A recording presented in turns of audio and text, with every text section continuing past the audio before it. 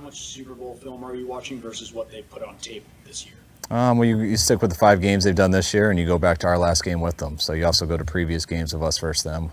When coordinators don't change, the scheme doesn't change, you tie in all those games. How do you characterize going up against the Spagnuolo defense?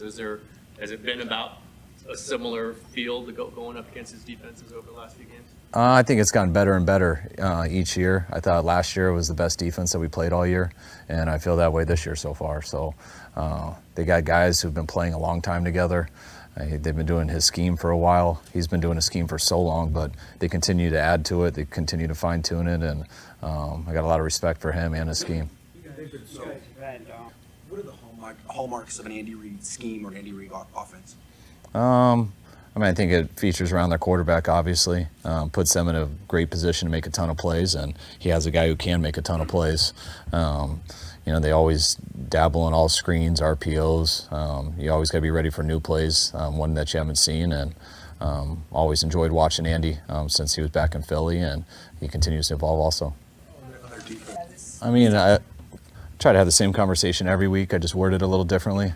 But I never want to say the words must win until if we don't win, we're eliminated from the playoffs. So that's the only time it's a true must win. But my words were last week that I'll never say it's must win until it's that situation, but it damn sure feels like one. And I think that had to do with just losing 2 tight games in our division, being 0-2 in our division, going against a divisional opponent.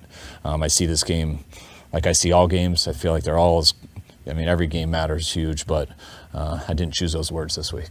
You brought in another Kicker. It'll be something we won't do. The numbers say Patrick Mahomes is having a down season by his standards. What do you see from him in particular? I think everyone says down year just because their numbers aren't just crazy. But, Pat's as good as it gets. He's been as good as it gets since the first year that he got to play. All their games, I think, except for one, have come down to the last possession, and he's as good as anyone in that last possession. Their running numbers aren't quite what they were last year. Their red zone isn't real high. So I think that equates to numbers. But Pat is Pat, and he's as good as it gets, and I don't see that changing at all. Kyle, Usual. also mentioned that the Chiefs are specifically a team you guys have not succeeded against recently, and obviously in 2 huge games. I know as a coach, you can't all the time make one opponent bigger than the other, but do you feel that a little bit? Like you've had some fairly large losses against this team. Yeah, I think everyone understands that we've lost the 2 Super Bowls to them. So, that can give a little post-traumatic stress when you turn on the tape, but I think that's human nature. But you got to make sure you don't get caught up in that. This game has nothing to do with past games. That was last year. We're playing a really good AFC opponent.